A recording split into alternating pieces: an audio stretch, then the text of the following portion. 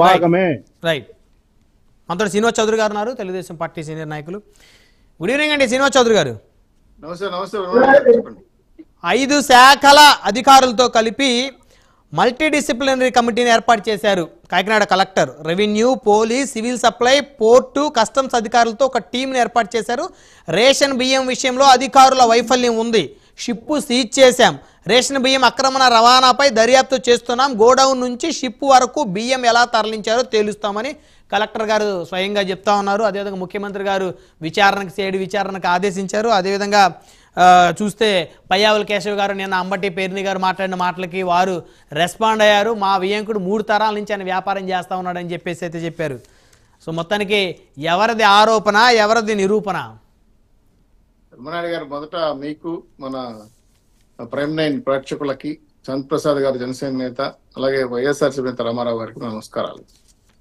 ఈరోజు కేబినెట్ నిర్ణయాలపైన చాలా స్పష్టంగా మీరు, ప్రసాద్ గారు చాలా క్లియర్గా చెప్పారు.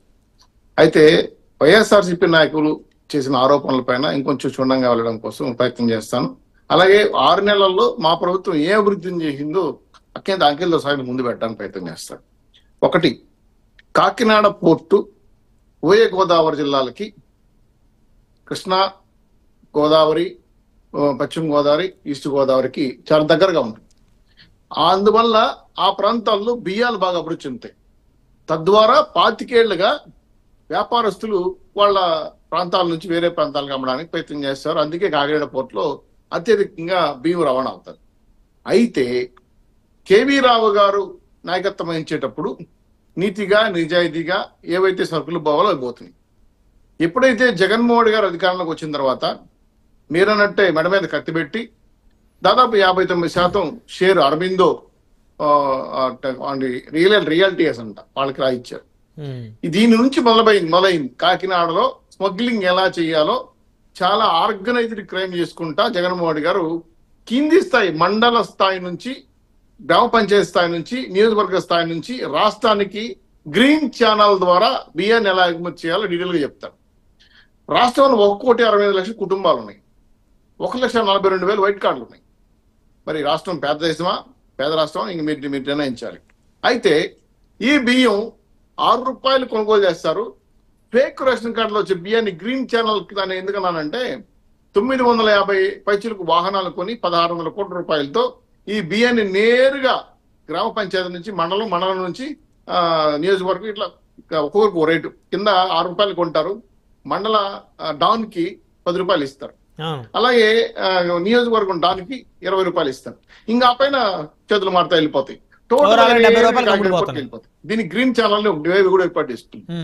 ఈ విధంగా నమోదైన బియ్యం 2019-20 మధ్యలో 19 లక్షలు, 20-21-27 లక్షల టన్నులు, 21-22 మధ్య 29 లక్షల టన్నులు, 22-23 38 లక్షల టన్నులు, 23-24 మధ్యలో 24 లక్షల టన్నులు ఎగుమతి చేశారు.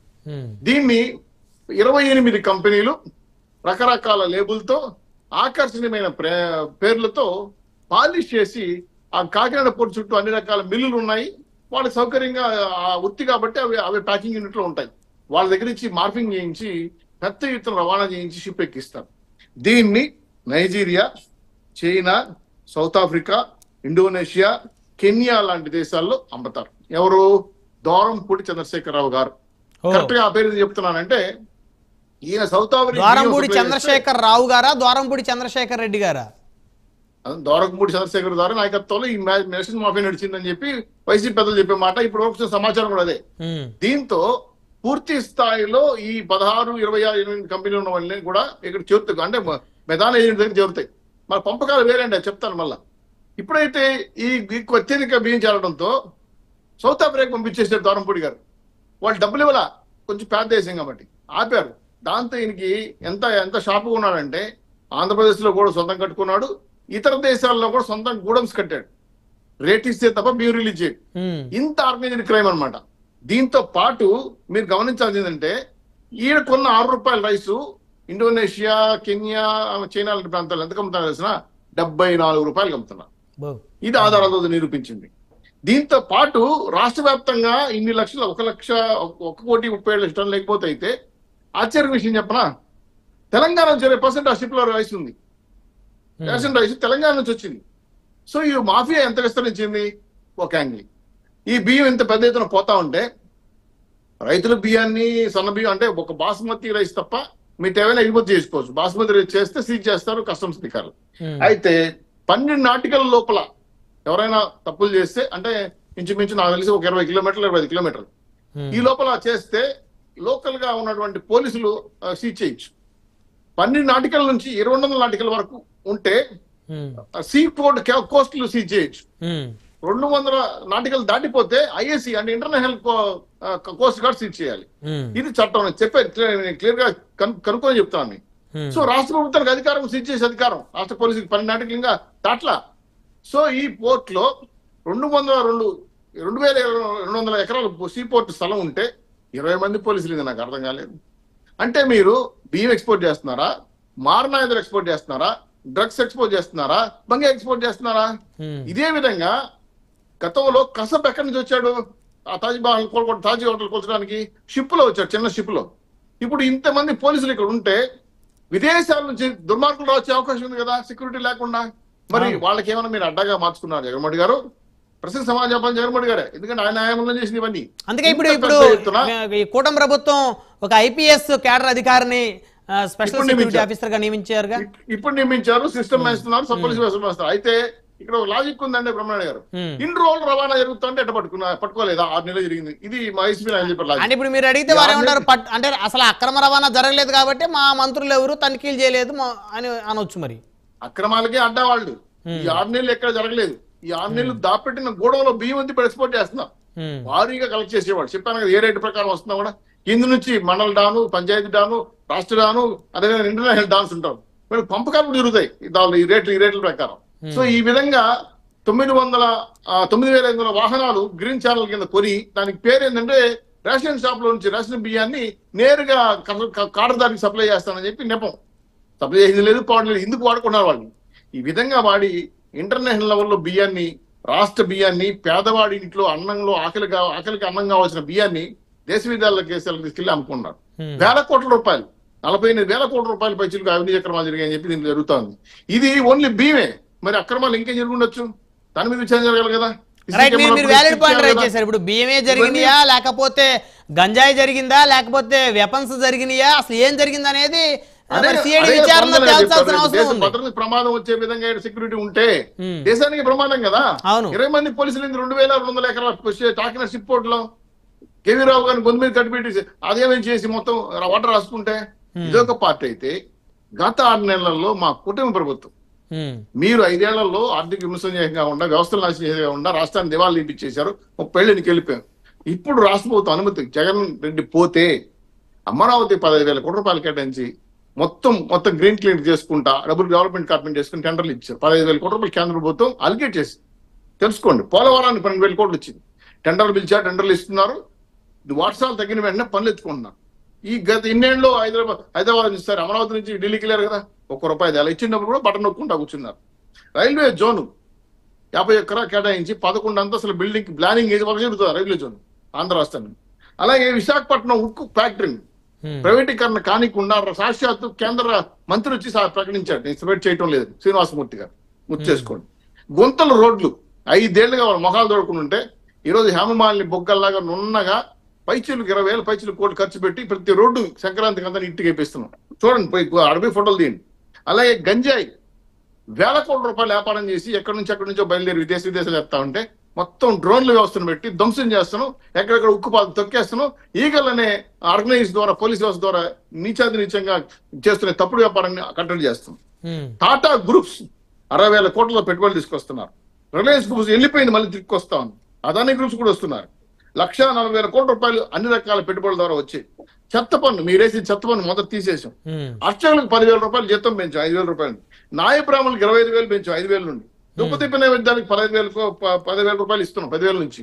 ఇది 100-250 గుళ్ళు కొట్టేశారు మీరు. అప్పుడు గుర్తురాలేదు, నాకు తెలియదు, గుర్తు చేస్తున్నా.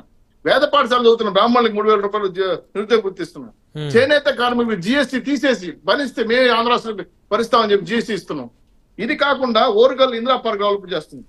రైల్వే రైతులకు మళ్ళీ డ్రిప్ ఇరిగేషన్ 100% సబ్సిడీతో ఇస్తున్నాం. రాజధానికి మీరు బకాయి పెట్టిన 4,000 కోట్ల రూపాయలు కవులు ఇవ్వకుండా వాళ్ళకి ఇబ్బంది పెట్టి పస్తులు పెట్టి కేసులు పెట్టి 2,600 కేసులు పెట్టి వాళ్ళని జైల్లో పెట్టిన వాళ్ళ రైతుల్ని గుర్తించి 4,000 కోట్ల రూపాయలు అప్పులు కట్టాం. ఇది కాకుండా ఉచిత గ్యాస్ స్టార్ట్ అయిపోయింది. ప్రతి నెల 6 నెలలు 4 నెలలకు ఒకసారి సిలిండర్ ఇస్తాం తెలుసుకోండి. ఇది విశాఖ విజయవాడ మెట్రో ట్రైన్ మీ ఊహల్లో కూడా ఉందో, దాన్ని మళ్ళీ మా ప్రారంభించాం. వర్క్ పనిలో గాడిలో పడింది.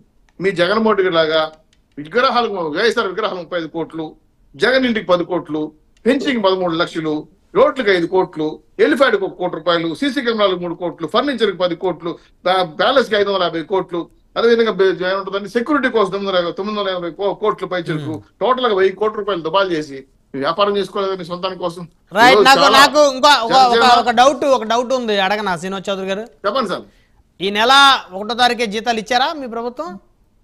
10% సార్. ఎందుకంటే ఇది అక్కడికి వస్తున్నా. నాకు తెలిసి మేజర్ ఎంప్లాయీస్ కి అకౌంట్స్ పడిపోయినాయి. కారణాలు లేదంటే ఇంతకుముందు ప్రతిసారి బటన్ నొక్కడం కోసం ఢిల్లీకి వెళ్ళి బాపులు తెచ్చుకొని ఎఫ్ఆర్ఐ పర్మిట్లు దాటి తెచ్చిస్తున్నారు. ఇప్పుడు మాకు ఇబ్బంది లేదు. ప్రతి నెల ఒకరోజు అటు ఇటు 1వ తారీఖు జీతాలు ఇస్తున్నాం, పింఛన్లు కూడా ఇస్తున్నాం. మీరు గమనిస్తున్నారు. ఎక్కడైనా సరే ఎంప్లాయీస్ మీరే వెళ్ళి కెమెరా తీసుకుని అడగండి.